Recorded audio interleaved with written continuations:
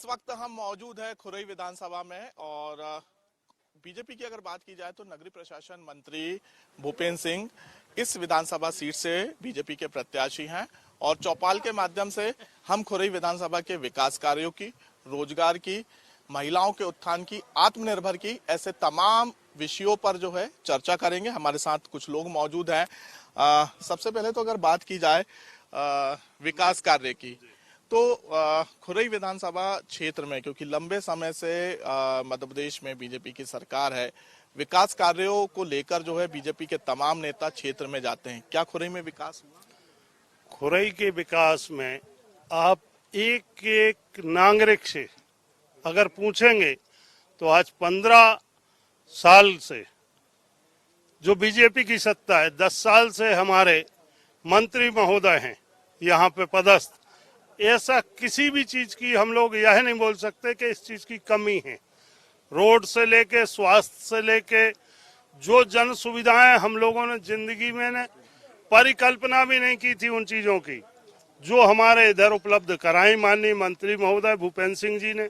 भूपेंद्र भैया जी सभी का ख्याल रखते हैं, चाहे वो गरीब हो चाहे अमीर हो, सभी का ख्याल रखते हुए बहुत अच्छे जन संबंधी योजनाएं, तालाब गहरीकरण से लेके अभी जो एक और उनके मन में आया चहुमुखी विकास के लिए हर जगह नल जल योजना के साथ साथ में हम लोग किसान हैं, किसानों की भूमि में इतने लंबी जगह से 4 बांध स्वीकृत करवाए मंत्री महोदय ने। एक अपना उल्लन परियोजना है, 2 परियोजनाएं बीना परियोजना पे और एक हनौता बांध। मतलब आपका कहना है कि चहुमुखी विकास हमारे इधर चल रहा है और जो कमी रह गई है माननीय मंत्री महोदय उसको पूरा नहीं होने देते और दूसरा काम लगा देते। ब्राह्मण वर्ग से है, आज कार्यक्रम भी रखा गया है, क्या कुछ मांग रखेंगे ब्राह्मण समाज की तरफ से आप? वैसे मांगने की तो कोई आवश्यकता नहीं है, बिना मांगे हमारे भैया जी पूर्ति करते हैं। फिर भी यदि हमारे वरिष्ठ लोग जैसे तिवारी जी हैं, महेश भैया हैं, तो इन लोगों को कुछ ऐसा दिमाग में होगा तो ये लोग रखेंगे और वो हमारी बात पूरी होगी, मतलब कहेंगे और पूरी हो जाती। अब भी कुछ कहना? हाँ, अब की बार हम लोगों का ये नारा रहेगा, अब की बार 1.25 लाख पार। और जिस तरह से हमारे यहाँ पे विकास की गंगा बह रही है, अब हम लोगों का यही नारा है कि जब तक सूरज चांद रहेगा भूपेंद्र भैया का नाम रहेगा। कांग्रेस ने भी एक युवा प्रत्याशी को, महिला को मैदान में उतारा है, हालांकि नए प्रत्याशी हैं। क्या देखते हैं आमने सामने की फाइट कितनी टक्कर होगी? हम लोग उनको बिल्कुल नहीं जानते, कोई टक्कर नहीं होगी। हमारे तो बस एक ही है, भूपेंद्र भैया। भूपेंद्र भैया के आगे कोई को हम ना जानते हैं और ना पहचानते हैं। युवाओं की बात करें, रोजगार की बात करें तो लगता है कि खुरई विधानसभा से युवाओं को रोजगार के साधन उपलब्ध कराएगा। अरे बहुत ज्यादा साधन, हर विभाग आप किसी क्षेत्र में चले जाइए, आप चाहे आवास क्षेत्र में, आप सड़क क्षेत्र में, आप इलेक्ट्रिक लाइट के क्षेत्र में, आप कहीं भी चले, विकास इतना हुआ है कि समस्त जातियां और समस्त ब्राह्मण उनके साथ हैं। भूपेंद्र भैया सरकारी योजनाओं का लाभ मिला है? सभी को मिला है, विशेषकर कोई मतलब ये नहीं हुआ है कि ये इस पार्टी का उस पार्टी का। माननीय भूपेंद्र भैया ने सब आप एक साथ एक भाव से जो विकास दिया है। और इससे पहले की तस्वीर भी आप सब ने देखी होगी कि इससे पहले की हमारी खुरई विधानसभा की तस्वीर क्या थी। जब से भूपेंद्र भैया जी आए हैं तो तस्वीर और तकदीर दोनों। आप कहाँ से? कहीं से, बांदरी से। युवा हैं आप, रोजगार के साधन क्या उपलब्ध हुए हैं? हमारे लिए तो सब उपलब्ध हुए हैं, जो भी रोजगार है सब मिल रहा है। भूपेंद्र भैया की जो है देन, वो युवा, अभी के जो युवा हैं वो सभी खुश हैं। लंबे समय से आप पार्टी से जुड़े हैं, भूपेंद्र सिंह से जुड़े हैं, लेकिन आप हमारी सुनो तो पहले। हाँ बताइए। मैं बचपन से कांग्रेस पार्टी में रहा हूँ। मेरा नाम मदन दुबे है, मेरी उम्र 56 वर्ष है। अभी हमने 6 दिन पूर्व भारतीय जनता पार्टी की सदस्यता ग्रहण की है। 8 साल हम ब्लॉक कांग्रेस अध्यक्ष मालथोन पद पर पदस्थ रहे हैं। तो हमने पार्टी इसलिए छोड़ी है कि माननीय भूपेंद्र भैया जी ने जो करोड़ों अरबों के विकास कार्य करवाए, हमारी विधानसभा में 4 नगर पंचायतें बनवाई, बीना नदी परियोजना को 3600 करोड़ रुपया मंजूर करा के और काम चालू है, 1 वर्ष बाद पूरी सिंचाई होगी। हर जगह रोड, महिलाओं की सशक्तिकरण, यानी कोई काम नहीं बचे। तो हमने ये सोचा कि हम कांग्रेस पार्टी में हैं, तो पर हम किस मुंह लगा के तो जनता से वोट मांगे। अब हमने आपकी बात सुन ली, अब आप हमारी बात सुनिए। जब आप कांग्रेस में थे उस समय लगातार ये आरोप लगाए जाते थे भूपेंद्र सिंह या बीजेपी पर कि झूठे आरोप मनगढ़ंत एफआईआर जो है कांग्रेसियों पर की जा रही है। अब बीजेपी में आप शामिल हो चुके हैं, इस बात में कितनी सच्चाई है उसको स्पष्ट करिए। इसमें सच्चाई कुछ नहीं है। जिसने अपराध किया तो उसको तो दंडित किया जाएगा, कानून अपना काम करता है। लेकिन कांग्रेस के नेताओं पर एफआईआर होती थी, ये आरोप कांग्रेस के नेता नहीं नहीं लगाते होंगे, हम लोगों पर इस प्रकार का किसी आरोप नहीं है, क्योंकि जो गलती करेगा और अपराध करेगा तो उसको तो दंडित किया जाएगा। विकास कार्यों की बात हो गई कि हमने तमाम लोगों से बातचीत की, उनका कहना काफी विकास हुआ है। लेकिन अब कुछ पॉलिटिकल क्वेश्चन हम आपसे करते हैं कि जैसे भाई साहब ने बताया ये कांग्रेस से बीजेपी में शामिल हुए, कांग्रेस के आरोपों पर क्या कहना है? उनका ये कहना है, कांग्रेस ये कहती है कि भूपेंद्र सिंह ने झूठी एफआईआर कराई है। ये आप इससे कितने वाकिफ हैं? जहाँ तक बात है माननीय भूपेंद्र सिंह जी की, तो ना वो किसी से द्वेष, ना किसी से घृणा और ना किसी से प्रतिशोध की भावना रखते हैं। और आज कोई व्यक्ति ऐसा नहीं है जिसके ऊपर एफआईआर हो, सबका उन्होंने निराकरण कर दिया है।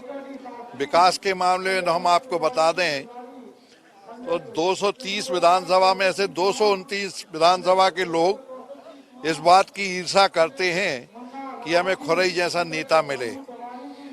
माननीय भूपेंद्र सिंह एक विजनरी नेता हैं। हमारी आपकी सबके पास केवल आंखें रहती हैं, परंतु श्री कृष्ण भगवान के पास जैसी दृष्टि थी ऐसी दृष्टि माननीय भूपेंद्र सिंह के पास है, विजन है।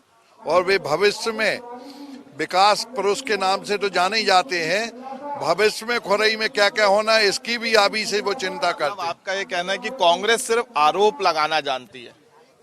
कांग्रेस बची नहीं है खुरई क्षेत्र में, गिनती के 2, 5, 10 कार्यकर्ता है। पूरी खुरई की जनता, एक एक नागरिक, नौजवान विकास कार्यों से प्रभावित होकर उनके जो व्यक्तिगत उनकी संवेदनशीलता है, एक एक की इलाज में मदद करते हैं, शादी में मदद करते हैं।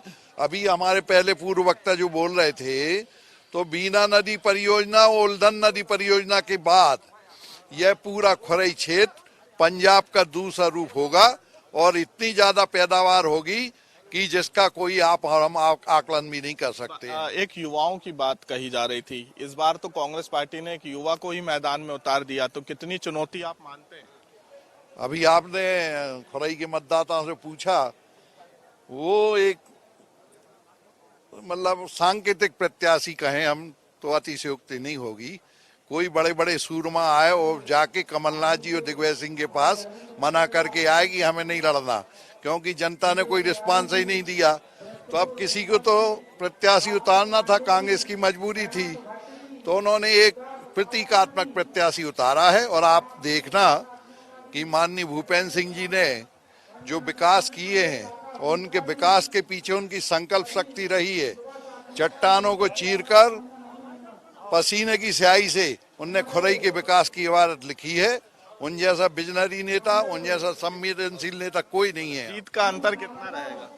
अब ऐसा है कि हम लोग का तो ये मानना है कि पूरे भारत में जो है दिल्ली तक इसकी गूंज जाएगी खुरई विधानसभा की जीत की। अभी तो 1 लाख के ऊपर सब लोग मान रहे हैं और आने वाले दिनों में आप खुद देखेंगे कि जो भूपेंद्र सिंह जी की जीत होगी वह ऐतिहासिक होगी और मध्य प्रदेश में सारी विधानसभाओं में सर्वाधिक मतों से जीतने वाले माननीय भूपेंद्र सिंह होंगे। एक और बात कही जा रही है सरकारी योजनाओं की, प्रधानमंत्री आवास हो या फिर लाडली बहना, जिस प्रकार से 1250 रुपए महिलाओं के खाते में आ रही राशि, तो इसका कितना फायदा जो है पूरा बीजेपी पार्टी और पूरा फायदा बीजेपी को मिलेगा। पूरा फायदा योजनाओं का लाभ मिल रहा है? मिल रहा है, सब पूरी फुल योजनाओं का लाभ मिल रहा है। लेकिन जो लगातार बात कही जाती है कि कांग्रेस के तरफ से आरोप लगाए जाते हैं कि झूठे केस दर्ज किए जा रहे हैं, इन बातों में सब झूठे हैं। वो तो जो भाई जैसा करेगा वैसा भोगेगा। उसका कोई वो नहीं है, सब जो कोई जैसा कर रहा है वो उसको वैसा ही मिलेगा। लोग हमारे साथ मौजूद हैं, ब्राह्मण समाज से आप हैं, क्या मांग रखेंगे? क्योंकि जब समाज का कोई सम्मेलन आयोजित किया जाता है तो जो आप वर्ग हो, चाहे आपका समाज हो या राजपूत समाज हो, कोई भी समाज हो, वो एक मांग रखता है। ऐसी कौन सी मांग जो है आप लोग आज भूपेंद्र सिंह के सामने रखने जा रहे हैं जो पूरी नहीं हुई? भैया ने सबको परिवार जैसा माना है और परिवार के नाते जो कर्तव्य हैं वो निभाते आ रहे हैं और आने वाले समय में उनसे कोई मानने की जरूरत नहीं है, वो अपने आप मिल जाता है। उनसे बस एक बार कहने वाली जरूरत है। भूपेंद्र भैया जो मदद कर रहे हैं हर समाजों की, वो शायद कोई और नहीं कर रहा।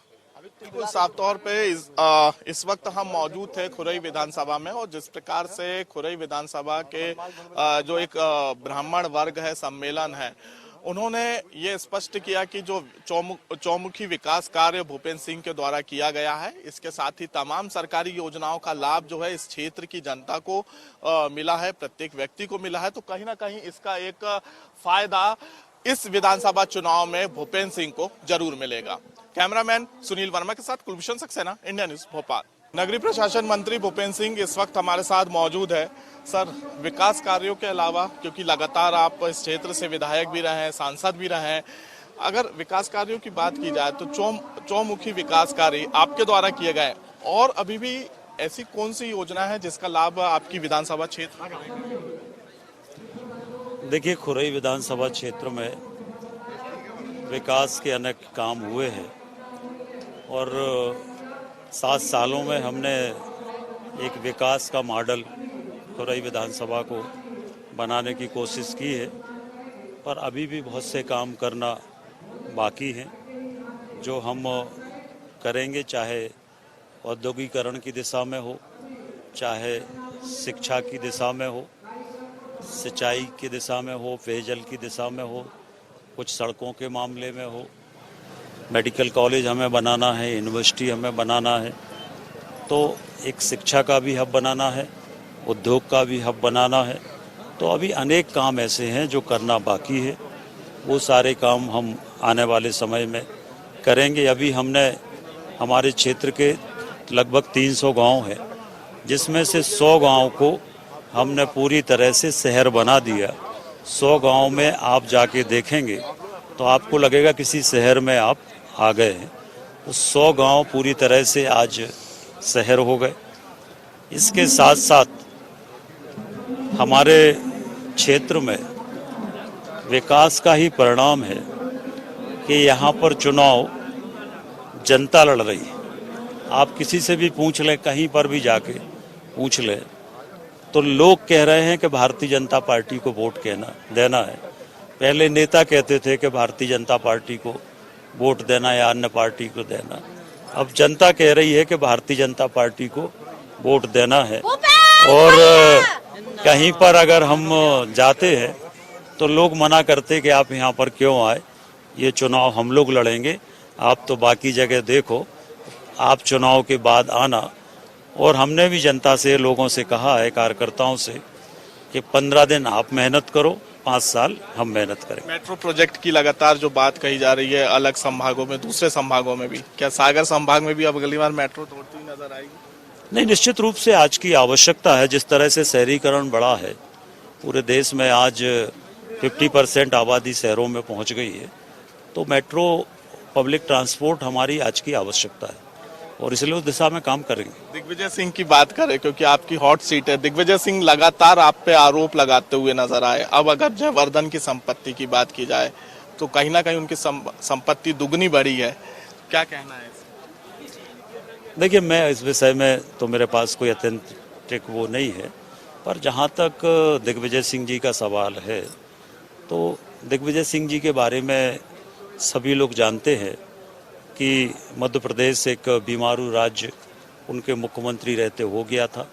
ना बिजली थी, ना सड़क थी, ना पानी था, ना सिंचाई थी, चारों तरफ अंधकार था और पूरा राज्य एक बीमारू राज्य उनके समय में बन गया था।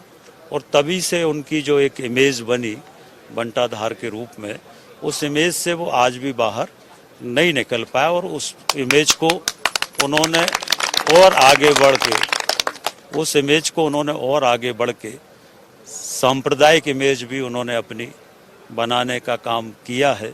तो मैं समझता हूं कि वो इतने बड़े पद पे रहे हैं। पहले बहुत अच्छे जब मुख्यमंत्री थे पहले कार्यकाल में तो व्यक्तिगत रूप से बहुत अच्छे व्यक्ति थे, पर बाद में जो परिवर्तन आया उस कारण से उनका नुकसान हुआ है। मुख्यमंत्री चेहरे को लेकर तमाम आपकी पार्टी के दिग्गज नेता दावा कर रहे हैं। जहां तक आपके खुद पड़ोसी विधानसभा गोपाल भार्गव भी 3 केंद्रीय मंत्री मैदान में है, 7 सांसद मैदान में है। क्या लगता है मुख्यमंत्री चेहरे को लेकर? देखिए, मुख्यमंत्री का चेहरा तो भारतीय जनता पार्टी में व्यक्ति तय नहीं करते, पार्टी तय करती है। हमारा संसदीय बोर्ड है वो तय करता है। परंतु आजकल चुनाव जीतने का ये आसान तरीका हो गया है कि जनता से बोलो कि हम मुख्यमंत्री बनेंगे तो हो सकता लोग इसी नाम पे वोट दे दें। और इसलिए भारतीय जनता पार्टी में अपने मुंह से किसी को कहने की आवश्यकता नहीं है। भारतीय जनता पार्टी में जिसको मुख्यमंत्री बनाना होगा वो पार्टी बनाएगी। पर एक ये सामान्य चलन हो गया है कि जिसको चुनाव जीतना तो कह दो कि हम मुख्यमंत्री बन रहे। तो मैं समझता हूं कि जब तक पार्टी निर्णय ना करे तब तक किसी को भी इस तरह की बात नहीं करना। दिग्विजय सिंह इस सीट की मॉनिटरिंग कर रहे थे। राजा बुंदेला अरुणा जो चौबे है, ये कह सकते हैं कि आपसे डर गए इसलिए वो इस बार चुनाव में नहीं, मेरे से कोई नहीं डरा। विकास से सब डर गए, मेरे से कोई नहीं डरा। आखिरी सवाल सर, जो सर्वे रिपोर्ट सामने आ रही है, इस रिपोर्ट के विषय में क्या कहना? कौन सी रिपोर्ट? जो तमाम सर्वे रिपोर्ट कही जा रही है। देखिए, अभी शुरुआती है। प्रत्याशी दोनों दलों के अभी घोषित हुए हैं और जो मैं अपने राजनीतिक अनुभव के आधार पर कह सकता हूं कि जिस तरह का रुझान अभी भारतीय जनता पार्टी के प्रति सब जगह है, उस आधार पर एक बड़ी जीत भारतीय जनता सीट का आंकड़ा 150 अमित शाह ने आंकड़ा दिया है। हाँ, तो अमित शाह जी हमारे नेता हैं। 150 का जो उन्होंने आंकड़ा दिया वही रहेगा। इंडिया न्यूज से बातचीत करने के लिए बहुत बहुत धन्यवाद। साफ तौर पे भूपेंद्र सिंह का यही कहना है कि मध्य प्रदेश में एक बार फिर से बीजेपी की सरकार बनेगी और बीजेपी 150 सीटें जीतकर मध्य प्रदेश में एक बार फिर से सरकार बनाएगी। कैमरामैन सुनील वर्मा के साथ कुलभूषण सक्सेना, इंडिया न्यूज भोपाल।